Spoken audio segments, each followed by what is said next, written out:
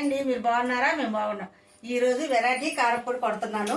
ఇందులోకి కరివేపాకు, వేపించనపప్పు, పల్లీలు, జీలకర్ర, ఎండుమిర్చి, ధనియాలు ఇవన్నీ వేపేసుకొని తీసుకెళ్ళి రోటి కాడ తీసుకెళ్ళి రోటి పల్లీలు కారపొడి శనగపప్పు పల్లీలు కలిపి వేయించుకోవాలి.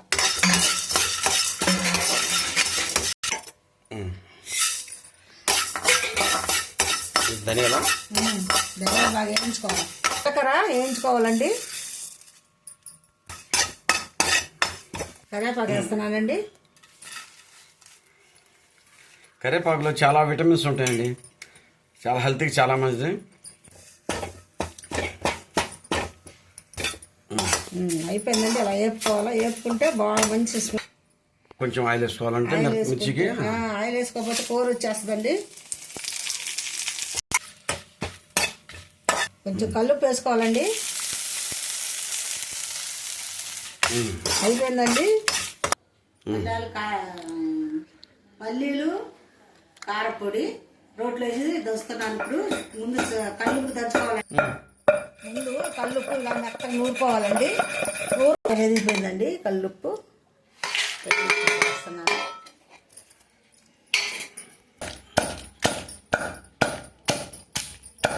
దంచాక ఇవన్నీ వేస్తారు వరుసగా. జీలకర్ర ధనియాలు వేసి దంచుతానండి.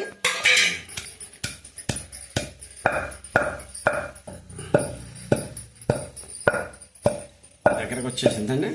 అయిపోయిందని చెప్పర్లేక ఇలా దంచుకొని తీసేయాలండి. ఒక్కోటి దంచుకోవాలా. నెక్స్ట్ ఏంటి? నెక్స్ట్ పల్లీలు దంచుతానండి. పల్లీలు శనగపప్పు వేసారండి. ఇవి కూడా దంచుతున్నారు.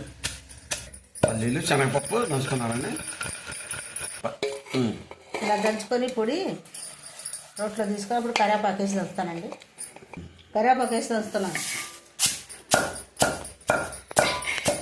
ఇది 1 by 1 అన్నీ విడివిడిగా దంచేసి మొత్తం కలిపేసి మళ్ళీ దంచుతారండి. చాలా బాగా వస్తుంది, టేస్ట్గా సూపర్గా వస్తుంది, మంచి స్మెల్ వస్తుంది. కరివేపాకు పొడి మెత్తగా దగ్గరకు వచ్చిందండి. కారపొడి వేసేస్తాను.